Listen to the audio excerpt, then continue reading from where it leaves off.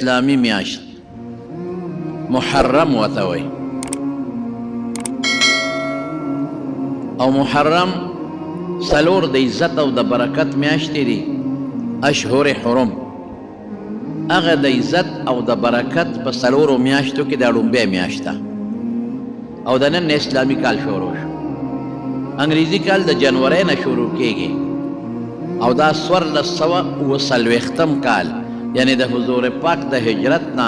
1400 کاله 40 د پاسه دا شروع شو 1440 کاله تیر شو نو نن د اسلامي کال لومبۍ ده هسې یوه خبره به ستاسو مخکې کم چې کله انګریزي کال شروع کیږي نو خلک نیو ایئر نایټ کوي او په ټوله دنیا کې 12 بجې نه شروع کیږي جنورۍ کې نو سبت په ټوله دنیا کې چراغان وي او قمقمې وي او دلته پاکستان کې خو کمی لیکن تاسو که بار اماراتو ته او دوبۍ ته لاړئ نو هلته په کروړونو نه په اربونو روپۍ په دې خرچ کیږي چې څنګه 12 بجې وشي نو بس نوی کال شروع شو 12 نه پس نیو ایئر نه او بل وي اگر چې شریعت کې دا نشته لیکن مطلب زما دا چې خلک په خوشحاله کوي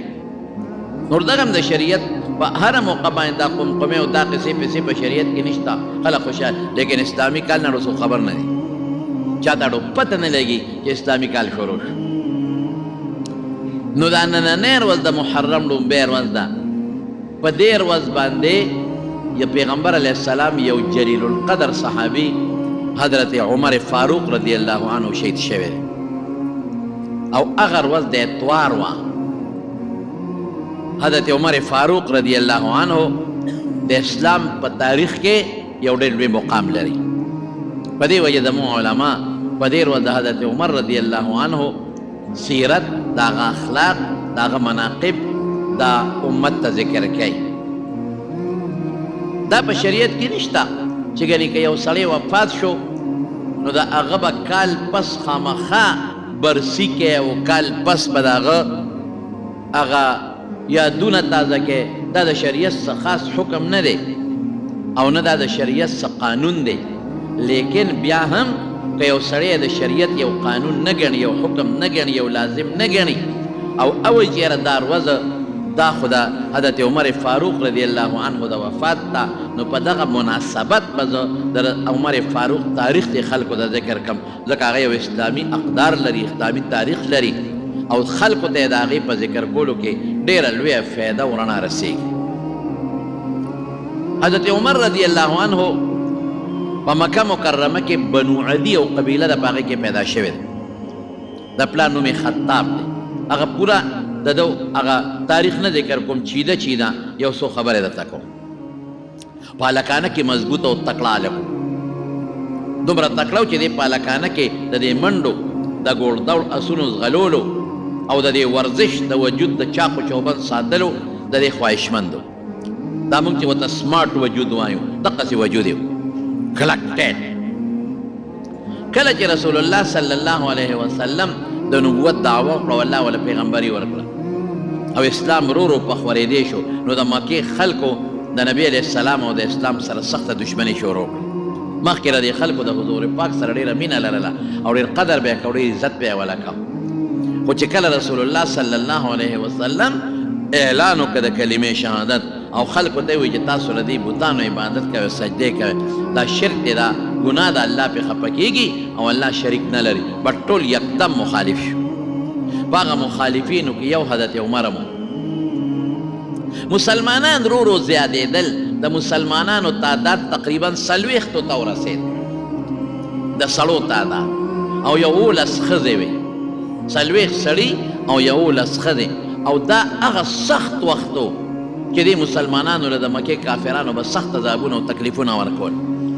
نو حضور پاک دار ارقم ورته وایي دا صفا غونډی چې ده دې سره خوا کې دا کور د حضرت ارقم ابن ابي ارقم رضی الله عنه د صحابي په کور کې دیره شو دی یو مرکز شو د اسلام او دا د دین د دعوت یو مرکز شو چې څوک به راتلل او مسلمانېدل به هلته به تلل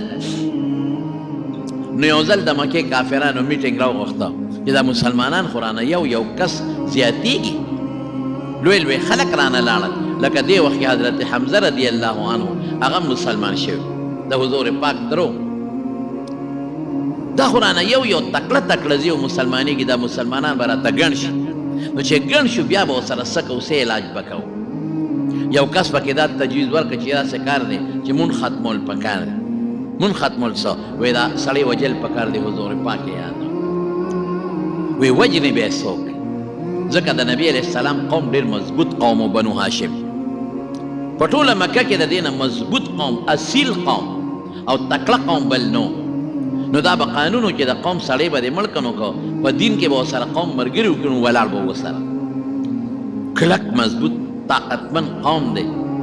بنو هاشم د حضور پاک قوم. نو وجنې به یې څوک، ټول غلي شو، چا غږ نه کو. حضرت عمر پاسېده او توره یې راوویسته، قبایلي خلک و تورې به ورسره وې او دا کار به زه وکړم، تاسو کښېنئ دلته او اوس په لږ ساعت کې زه ورځم او د حضور پاک نوم یې واخلئ چې د هغه سر درته هم دلته راوړم. بس ټولو ورته زندهباد ووې، هغه زمانه کې چې څه زندهباد، او ټولو ورته لاسونه وپړقول چې واقعي ستا غوندې تکړه سړی او مضبوط سړی او پهلوان سړی دا کار کولی چې زموږ په شان بزدلی نه شي کولی. توره یې واخېسته او راروان شو او غصه دې سترګې سرې دي او په دې سوچ کې دی چې نبي کریم صلی الله علیه وسلم به زه کوم ځای کې ګیرم. په لاره یو صحابي دی پټ مسلمان دی، نعیم ابن عبدالله رضی الله تعالی عنه مخې له ورغی. هغه ورته وایي این یا عمر چېرته روان یې؟ پې پوه شو، دته خو پته نه وه چې دا نعیم مسلمان دی. وایي یاره دا محمد وجنم نن یې نه پرېږدم صلی الله علیه وسلم. بس د دې علاج هم دا دی چې دا ختم شي او دا توره مې نن راغښتې ده پرېږدم نه، یا به زه مړ کېږم او یا به دې وجنم. خو پټ مسلمان و. هغه ورته وایي عمره په قلار کښېنه، خلک دې پې ورچوي، جګړه دله ګوري او د هغه د قوم مقابله ته نه شي کولی. سبا به قوم در پسې د هغه ټول راپاسي، بیا به څه کوې؟ زه دې خیر خویم، زه دې منې کوم چې مه کوه دا کار. عمر او دې ګرم شو، د وی نه ځم، هغه ورته مه ځه. بس عمر پې پوه شو چې دا سړی چې ما منې کوي دا پټ د ملګری دی او دا پټ مسلمان دی. وی داسې معلومیږي لکه چې تم صابي شوی، مسلمان ته به صوابي وي،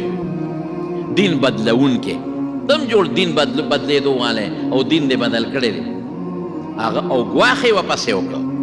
توره یې ورته نیغه کړه. هغه ورته ما پرېږده، خو چې د کمې ډیوې رڼا وجنې او کومه ډیوه وجل غواړې، د هغې ډیوې رڼا ستا د خور کور ته رسېدلې. ورشه ستا خور هم مسلمانه ده او ستا اوښې مسلمان دی، نو که په ما مه راځه ورشه په هغې ورشي. نو دا خو عرب و، دوی کې خو غیرت ډېر زیات و. بس اراده بدله شو، نیغ لاړ د خور کور ته. د خور نوم یې فاطمه و، فاطمه بنت الخطاب، او د اوښې نوم یې زید ابن عمرو ابن نفیل و. هلته لاړ او اتفاق دا دی چې هغې دغه وخت کې په کور کې دننه ناست و، دروازې بنده کړې وه او یو سړی ولا راغلی، یو صحابي، هغه ورته قرآن شریف ښایي. د هغه نوم حضرت خباب رضی الله عنه، پټ په کور کې دننه. دې چې دروازې له ورغې او غوږ یې کېښود، نو د دننه قرآن شریف اواز واورېد. وایي دا خو خبره ټیک ده، دا خو دلته کې د هغه پیغمبر خبرې خو دلته کېږي، د هغه چې کوم قرآن دی او کوم کتاب دی خو زما د خور کور کې لوستلی کېږي. بس زر یې توره راواغېسته او د تورې په هغه موټی باندې لګیا دی او د دروازه په درز درز وی اواز کوي ور لرې کړئ، تاسو صابیان شوې ور لرې کړئ. اوښې پوه شو چې عمر خو راغی، هغه استاد ته وی حضرت خباب ته وی ته مهرباني وکړه کوټې ته ننوځه، ځان پټ کړه چې د کټ لاندې یو ځای کې پټ کړه، په تا ګزار ونه کړي. او زه یې اوښې مو دی خور ده، مونږ به سره راکاږ، مونږ نه شي وجلی. دې ور ننوته، نو دې اوښې ته زید ابن عمرو ابن نفیل، هغه ته دا د لومبنو مسلمانانو نه او 10 کسان چې حضور پاک د هغې نومونه اخیستي په یو مجلس کې مبشرین بالجنت دي، د جنت زیری شوی دی، شارټ لیست ورته وایي. 10 کسان ټول صحابه هغې متعلق راځي رضی الله عنه ورضو عنهم، چې الله پاک رضی الله عنهم د دې نه راضي دی. علما د دې نه معلوموي چې ټول جنتیان دي، لیکن شارټ لیست چې ورته وایي د 10 کسانو نوم حضور پاک په یو مجلس کې اخیستی دی. یو پکې د حضرت عمر د اوښې دی، زید ابن عمرو ابن نفیل. یو پکې دی او د حضرت عمر فاروق رضی الله عنه په نوم هم پکې دی زید نه د تیر وتم سعید ابن زید ابن عمرو ابن نوفل دې نوم کې زه خطا شو سعید ابن زید ابن عمرو ابن نوفل بدریم دی بدر کې هم شرکت کړی دی او په هغه لسو صحابو کې نوم هم دی صاحب من چې ورغې دی اوښې سره مشتو ګریبان شو او د تورې دا موټې نه دی په دې وهي او دی خو زورور ما خو تاسو ته وایي چې په هلکانه کې د یو پهلوان او مضبوط انسان مضبوط او کلک وجود یې ښه زه ستاسو پیغمبر پسې مرګ پسې ګرځم او تاسو د هغه دین قبول کړی دی د پلار او د نیکه دین هم پرېښی دی دا خور یې ورله د خور نوم یې فاطمه او د دې اوښې سعید ابن زید او د دې خاوند په منځ کې د دې رور په منځ کې خلاصې کو د دې خو غوسه لاس یې اوچت که او د خور له ښه مضبوطه سپېړه ورکړه چې تا هم مسلمانه شوې تا هم صابیه شوې تا هم دین پرېښی دی ته لا راځې مانه او خاوند خلاص یې داسې سپېړه یې ورکړه دونه مضبوطه چې د هغې مخ وینې شو او داسې مخ وینې شو چې هغې داره وواله یو معمولي وینه روبېږي یو بعضې وخت کې دومره سخت ولګي چې هغه داره ووایي هغه داره یې وواله او هغه نیغه د عمر په مخ ور پرېوته بس خور ورته وایي عمره لاس د اخلاص همونږ د پښتنو خبره ته کوم همونږ وایو لاس د اخلاص او توره دې تېره عمره څه چې دې خوښی کوه توره در سره ده زم درته مخامخ ولاړ یم زما خاوند هم ولاړ دی څه چې دې خوښی کوه تکړه شه او بالکل زم مسلمان یم زما خاوند هم مسلمان دی تا کم غیرت دی ما کم غیرت دی تا چې د کمې مور په خېټه کې لتې والی دي ما هم د هغې مور په خېټه کې لتې والی مور یې حنتمه نوم حنتمه او عجیبه دا ده چې مور یې د ابوجهل د تره لور وه دا خو یو قومیان خلک و که نه د بنو مخزوم قبیلې سره تعلق حنتمه بنت هاشم او ابو جهل عمرو ابن هشام او دا دواړه د دې مور د نوم هاشم دواړه د مغیره زامنو او مغیره د بنو مخزوم قبیلې سره تعلق لري نو مور یې د ابو جهل د تره لور وه داسې ده لکه چې هغې مامۍ د مور یې د تره زوی د مور د تره زوی ته خلک ماما وایي د مور د طرف نه مضبوط قوم دی د پلاره طرف نه مضبوط قوم دی نو فاطمه ورته وي خور ورته وي عمره تکړه شه څه دې خوښی کوه د ده نه یېرېږم نه د نه تښتم نه د راته دروغ نه ویم زه مسلمان یم او زما د خاوند نه مسلمان دی او توره د سره تکړه څه دې خوښی وکړه او خور یې وجاړل سترګې د اوښکو نه ډکې شوې په مخ یې وینې روانې شوې او د ده باندې هم د خور وینه پرېوته خو چې د هغه د خور سترګو ته وکتل او د خور جړا ته وکتل او هغه وینې ته وکتل چې د خور نه وینه هم روانه ده او هغه دار احساس کړي د ده په مخ هم پرتې وې نو لکې رحم راغی فورا په کې موم شو موم په زړه کې رحم راغی او رحم راتلو سره توره اخوا کېښوده او دې خور ته وایي وی دا خبرې به پرېږدو خو تاسو یو بل ته څه وې راته ووایه هغې د صورت طه تلاوت کو د قرآن شریف ما ته هغه ستاسو قرآن لږ ووایه بس حضرت خباب وایي چې زه پوه شم چې د رسول الله مبارک د شپې بیګانې دعا قبوله شوې ده صحابه راغلل او نبي علیه السلام ته ودرېدل وایي د الله رسوله د دوه کسانو نه ډېر تنګ یو دوه کسانو نه د یو نوم عمر دی په لاره ترې نه شو تللی وکنځل کوي وینا کوي وهل ټکول کوي او د بل نوم عمرو ابن هشام دی ابو جهل نوم عمر د ده عمر او د هغه عمر دې دونه تنګ یو د دواړو جهانو مبارک سردار لاس اوچت کړل وی اللهم اعز الاسلام باحد العمرین خدای په دې دوو کې تغلیب یې د ده نوم له ورکړه طالبان پرې پوهېږي خدای په دې دوو عمر او عمر کې یو کس مسلمان کا او اسلام پې مضبوط کا دا دعا د شپې رسول الله مبارک کړې وه حضرت خباب پوه شو چې د حضور پاک د شپې دعا قبوله ده ځکه چې عمر آواز وکړ چې تاسو سوې ما ته ووایئ قرآن هم ما ته ووایئ نو حضرت خباب د کوټې نه راووت او راتلو سره وایي عمره انصاف وکړه ای عمره تا نه د انصاف توقع لرم د انصاف تمه نه لرم انصاف وکړه ته چې د کوم سړي په مرګ پسې روانې زما قسم په خدای چې هغه بېګا تا له د خدای په دربار کې ژړلي دی او دعا یې کړې ده د هدایت تا له د دوزخ نه امان غوښتلی بېګا خدای ته جړا کړې ده الله ته فریاد کړې تا له خدای ته ژړلي دي او په جړا کې د دعا غوښتله او د خدای بنده د انصاف ده چې ته د هغه مرګ پسې ګرځې څوک چې د چا اسلام غواړي دا د هغه خیر خوی ګورئ، دا د هغه سره مینه، دا د هغه محبت دی ورسره چې دا دعوت ورکوي چې مسلمان شي، اور نه بچ کوي، همیشه د دوزخ نه بچ کوي. زما قسم دی ګورې وروڼو درته قسم خورم چې دا عالمان ستاسو خیر خواهان د دوی کار څه دی؟ تا له دین دعوت درکوي، تا د خدای د دشمنۍ نه بچ کوي، تا ته نیکي ښایي، تا ته ګناه ښایي چې ځان ته وساته، تا ته صلات تسبیح ښایي، تا ته مونځ ښایي، تا ته وایي درود شریف وایه، تا ته وایي ذکر کوه، تا ته وایي مونځ کوه، تا ته وایي جمع کوه، جمع مه پرېږده، تا ته وایي د مور پلار حق خیال وساته، تا ته وایي د ښځې سره ظلم مه کوه، ښځو ته وایي د خاوندانو سره ښه سلوک کوه، تا ته وایي د ماشومانو په سر رحم وکړه، ماشوم ته وایي د مشر قدر کوه، عزت کوه، جګړې مه کوه، سود مه کوه، شراب مه څښه، د ګناه نه ځان ساته. رښتیا ووایه دا خیرخواهي ده او که دا دشمني ده؟ دا خیرخواهي.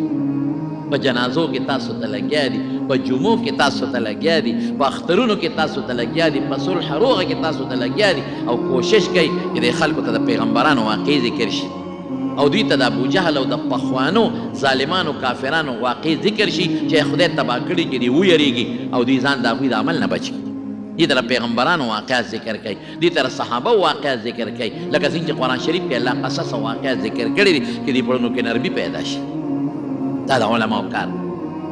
نو ستا غټ خیر خوا هغه نه دی چې تا د مال درکوي او تا له تجارت درکوي، ستا هغه خیر خوا نه دی چې تا سره د دنیا دپاره دوستانې کوي، ستا هغه خیر خوا دی چې تا د دین ښایي او د دین په بنیاد در سره مینه کوي. دا عالمان دي ګوره، مدرسې یې درته جوړې کړې دي، بچي د خدای پاک د هغې په برکت حافظان کړل، بچي د خدای د هغې په برکت عالمان کړل. دعوت و تبلیغ سلسلې یې درته شروع کړې دي، هغه خلک چې مونځ بیا نه پېژن، دعوت و تبلیغ د برکت نه خدای پاک هغې ته مونځونو باندې پوه کړل. هغه ښځې چې پردې بیا نه وې نو هغې له خدای پردې ورکړې. قسم په خدای د غټو غټو جرنیلانو او د افسرانو بچي خدای پاک د دې عالمانو د مدرسو د برکت نه حافظان او عالمان کړل.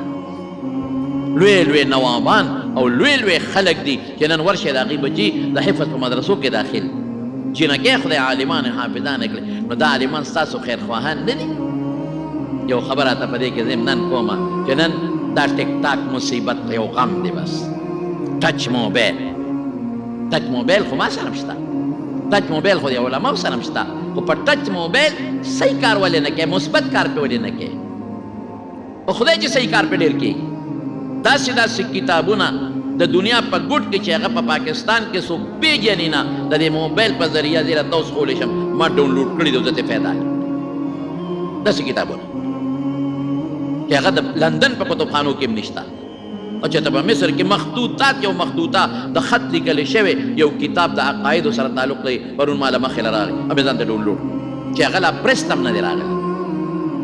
یو لوی عالم د ابوالحسن اشعري شاګرد هغه لیکلی دی، لا پرست هم نه دی راغلی.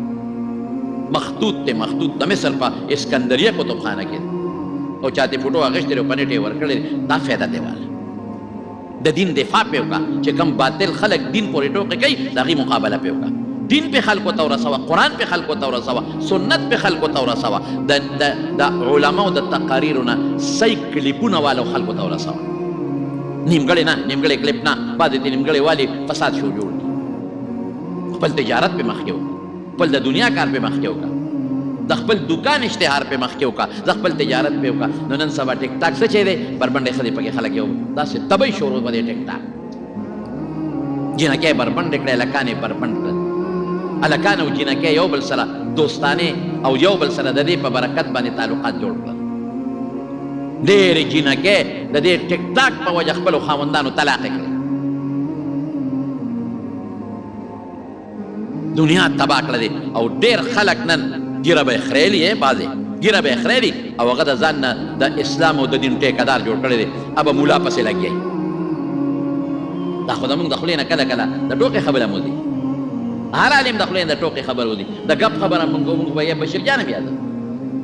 امین هم پکې یادو، کله ګپ لګو پکې ټوکه پکې وکړو. رسول الله صلی الله علیه وسلم هم صحابو سره کله کله خوش طبیعتي کړې ده، خو ټیک ته د هغه به لږه محدود و، مونږ نه لږه تیزي وشي. هغه ټوکه به راوالي زما یا د بل مولا د بل مولا او په ټیک ټاک کې دا خبره ده کړې، هغه پسې به ولې. بعضې وخت انسان د خطا شي، یا یو مرجوح قول ووایي، یا یو ضعیفه خبره وکړي، یا یو خوب هغه لیدلي هغه خوب ذکر کړي، صاحب په ټیک ټاک ورپسې لګیا دی، بعضې خلک خپل ځان مشورول غواړي نو جومات کې غول مه کوه په دې ځان مه مشوروه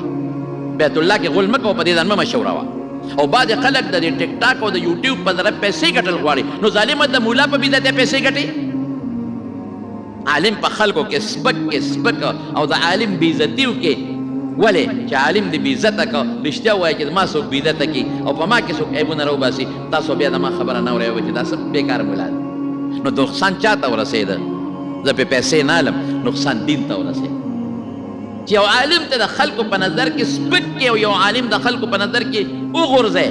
نو خلک به دغه مولا خبره نه اوري نو نقصان چاته شو مولا خو تا نه د دنیا خبره نه کوي دین خبره کوي نقصان دې دین ته ورسي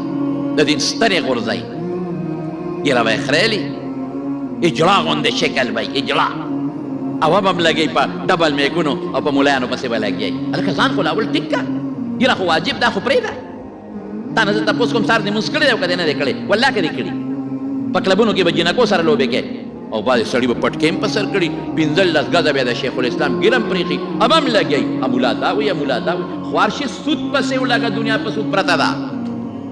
کلام قطعي دي خوارشي خلک جنکۍ لکان بربړ شو په کلبونو کې دا ذکر که چې خلک جنکۍ بچکا لکان بچکا کشرګل بچکا ظالمه ورشه په یونیورسټو په کالجونو کې د هلکانو د جنکو هغه بد حال شروع دی چې دې راته ویلی نه شم په هسټلو کې ظالمه دا راوباسه خلکو ته خلک پوه که چې د خلکو هلکانو جنکۍ بچ شي راشه وګوره خلک په دوکانونو کې او په تجارتونو کې 2 نمبر سیدونه خرڅوي ورشه سوچه پی ماله پیدا کا سوچه مساله ماله پیدا کا سوچه چې وی به خو ډېره کمه دا خلکو ته راوباسه دا چې کوم پوره حرام دي ښځو سره ظلمونه کېږي بې ځایه طلاقونو کې دا خبرې په ټیک ټاک راوباسه د ښځو حقوق د ماشومانو حقوق ورشه مور او پلار نه هلکانو سپي جوړ کړي دي دا خبرې وکړه په ټیک ټاک نو چې کم په معاشره کې ګندګۍ دي او په معاشره کې کم ډنډونه دي او کم خراب څیزونه دي او د هغې روکتام پکار دی دا خبرې څوک نه کوي ولې په هغې دته شهرت نه میلاویږي په هغې ورته په ټیک ټاک پیسې نه میلاویږي نو ای ظالمه د قیامت په ورځ برې دا علما د ګریوان نه نیسي که تا پټکې ولې نه په سر کړې که تا 15 شپېته ګدګیره ولې نه پرېښې ته په ټیک ټاک ناست یو زه حق وایم د مولا پس ته حق دی دین شرمې د علماو بېعزتي کې په ټیک ټاک د پیسو د ګټلو دپاره دا به نه کوئ موبایل به ښه استعمالوئ غلط به قطعا موبایل نه استعمالوئ غلط هم استعمال کو زما په خدای قسم دا موبایل دا ژبه دا سترګې دا غوږونه د قیامت په ورځ د خدای په دربار کې ګوی به در سره کوي او دا علما دا بېکسه علما چې دا ټولو لګیا دي د اصلاح د خلکو دپاره او د مدرسو دپاره دا به د خدای په دربار کې تا د ګریوان نه راکاږي او په دې ځمکه به دې راکاږي او خدای ته به دې پیش کوو چې ما خو الله ستا خبره کوله ما خو د دین خبره کوله ده زه شرمولم او ده زه بدنامولم په ما په ټیک ټاک لګېدلی ښه خلک هم پکې شته په ټیک ټاکونو کې ښې خبرې هم خورئ ښه کلیپونه هم خورئ او بعدې پکې لا بل چل وکړي ما به یو خبره کړي په نیمه کې به یې ووایي قرآن شریف کې الله فرمایي لا تقربوا الصلاة وانتم سکارا مونځ ته مه نږدې کېږئ په داسې حال کې چې تاسو په نشه کې لکه چې سړی نشئ ګړې وړې وي نو دا یو ټکي ته راولي چې الله خو په قرآن کې چې مونځ ته مه نږدې کېږئ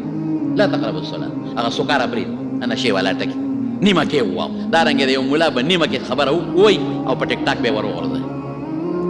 او ما به سمه خبره کړې څوک به مې یاد کړي نه هلته به بل ملا پکې ما سره مخامخ ودرئ او د هغه په مخ به چرخی راکاږي او وایي به چې پلانکي د پلانکي اپریشن کوي هلکه زه ډاکټر یم که زه سرجن یم چې د خلکو اپریشن کوم زما څه کار زه د ټولو علماو قدر کوم زما د ایمان دی چې هر عالم چې په ناظره ښیي په جومات کې په خدای چې دا زما زه یم چې ښکل مې کړی چې ماشومانو ته ناظره ښیي ناظره دا هم لوی مقام لري چې تا ته امامتي درکوي صرف امام دی دا هم د لوی قدر خاوند دی چې کوم تا ته مدرسه چلی د هغه په کور کې ستا خویندو لوڼو ته قرآن ښودلی کېږي په خدای چې دا هم د عزت خاوند د علماو بد نه او نه د علماو پریشرونه کوم او نه علماو پسې خبرې کوم زما خو د ایمان دی چې کوم عالم د دین خدمت کوي دا زما د سر تاج دی تاج خیر خبره نه لرې لاړه رونو خو لیکن حضرت خباب ورته سوي حضرت عمر ته وی عمره خیر خوا مه وجل ته چې د چا وجلو پسې دی په الله قسم چې هغه بېګا ستا دپاره الله ته جړلي دي او ستا د ایمان سوال یې کړی دی په دې سره نور هم لږ نرم شو وی ښه ماته وښایه که نه تاسو څه وې دا خور ته وی خور ورته وي نه تا له هغه نه شم درکولی هغه قرآن شریف ته پلیت یې وې د څوکم لامبې زر غسل خانې ته ننوت په ځان یې کوزه منګې راوړم او ویې لمبل وی اوس خو راته واوروې که نو هغه ایتونه یې ورته واورول او اتفاق ته وګوره هغې کې دا آیت مخې له راغی چې آمنو بالله ورسوله د الله په رسول ایمان راوړئ وی ما بوځئ حضور پاک هلته رسول الله مبارک ته اطلاع رسېدلې ده چې د الله رسوله عمر تورې په لاس ستا مرګ پسې راوتی دی تورې په لاس او حضرت حمزه رضی الله عنه توره واغېسته او د دار ارقم مخې ته ودرېده حضرت حمزه هم پهلوان و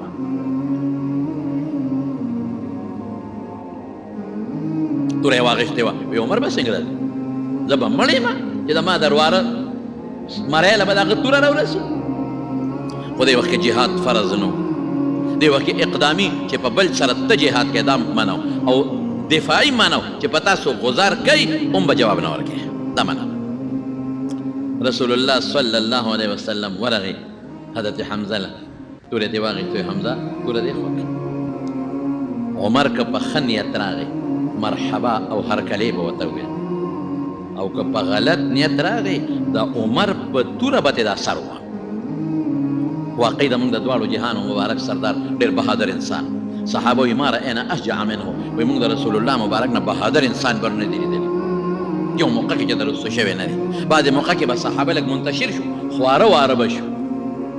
لیکن رسول الله مبارک په میدان ولاړ یو قدم نه دی رسو شوی چې دی کې حضرت عمر ورغی چې څنګه ورننوت په کور باندې رسول الله مبارک ورغی او عمر یې د دې ګریوان نه کلک ونیو عمر په څه نیت راغلی وایي په کومه اراده راغلی هغه وی د الله رسوله د اسلام په نیت د ایمان په فورا کلمه شهادت اشهد ان لا اله الا الله واشهد ان محمدا عبد الله ورسوله دا گواہی کوم چې الله یو د شریک نه لري ته محمد صلی الله د خدای بنده او د خدای رسول د دې عمر نه چې وروسته بیا تپوس وکړو وایي عمره چې د رسول الله مبارک لاس تا ګریوان له راغی دغه وخت څه کیفیت و څه حال قسم په خدای چې د حضور پاک لاس زما ګریوان له راغی د سر د ویښتو نه خپو پورې خولې خولې شو اسلام میړه کې نورم مضبوط شو عمره دا ته څه دا ته څه کوي دا خو څه خیر خوا دی کفر و شرک لرې بچ کوي دا ته څه کوي دا کیفیات زما له رالل چې هغه اوسه پورې زما پړه کې نشته فوراً حضور پاک سره چې څومره صحابه وو په دار ارقم کې ټولو دا خوشحاله نه وي الله اکبر او په مستدرک د حاکم کې دا حدیث شته او په ابن ماجه کې شته ابن ماجه کې موږ ګورئ دا شته کہ حضور پاک فرمائے استبشر اہل السماوات باسلام عمر کہ دلتا صحابہ یو بل مبارک بات ورکی مبارک چھے عمر مسلمان او پاسمانونو کی فرشتے یو بل مبارکی ورکی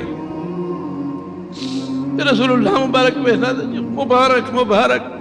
خوشحال چھے عمر مسلمان مراد رسول اللہ اللہ اکبر نور خلقو دا پیغمبر ارادہ کرے پیغمبر دا عمر ارادہ کرے یا اللہ عمر مسلمان کا مراد رسول اللہ صلی اللہ علیہ وسلم نو پد پد ایمان بعد پس اسمانونو کے فرشتے یو بل تا مبارک بات ورگئی یو بل تا خوشحالے زیرے ورگئی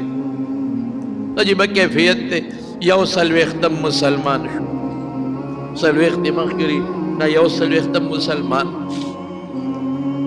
یو لس خدت مخ کی مسلمانان دی پر تعداد کے لگے اختلاف شتا او بیا ورتلو سرا بید اللہ رسول دین خو حق دے اسلام یا عمر بالکل اللہ پسجا پیغمبر لے گلی اگر جدا خلق میں دشمنی کی دا خلق را سر مخالفت کی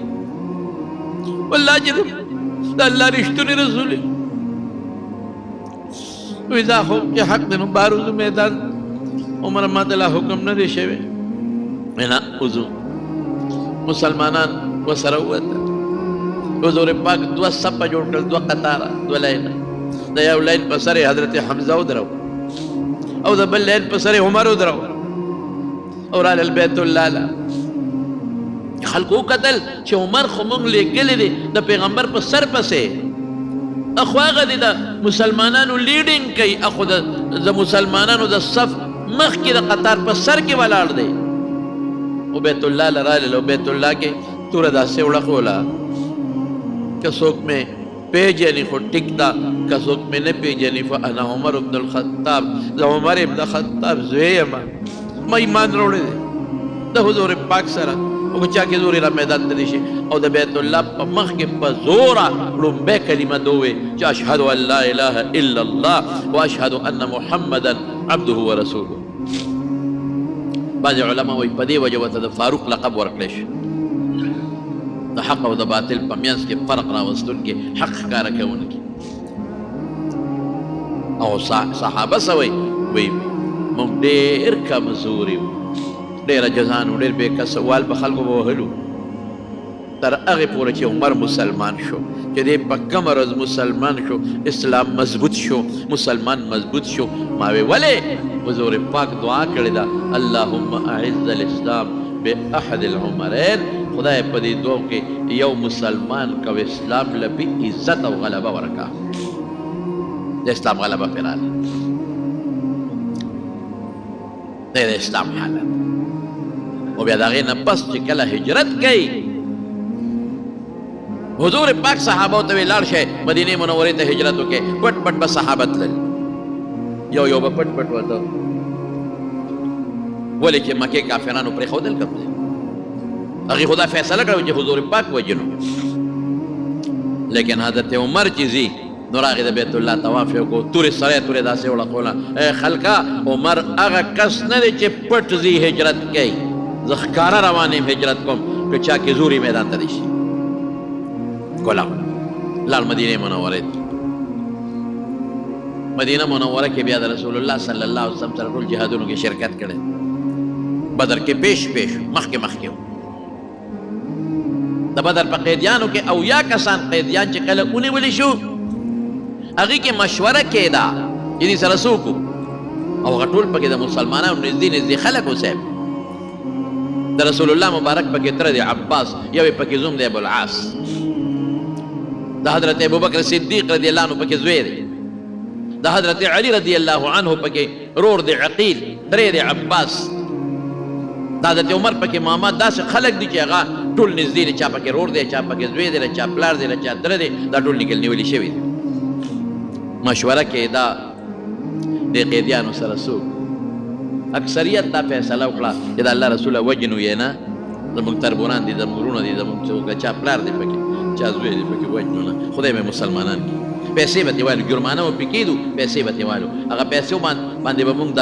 جنګ دپاره سازو سامان وایلو جهاد ته زموږ به په کار شي دا رې د حضور پاک خوښه شوه خو لا فیصله یې نه وه کړې عمر سر ښکته کړی عمر وایي تا خو څو نه وې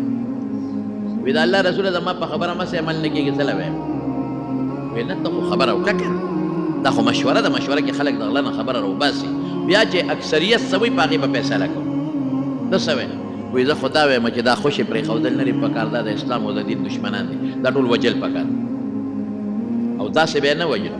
چې د چا پکې څومره نږدې رشته دار دی هغه به وجلي زما پکې ماما دی او ډېر نږدې ماما مې د ما سره ډېره مینه د ماشومې لوی کړې زه به هغه ووجنم په علالو مې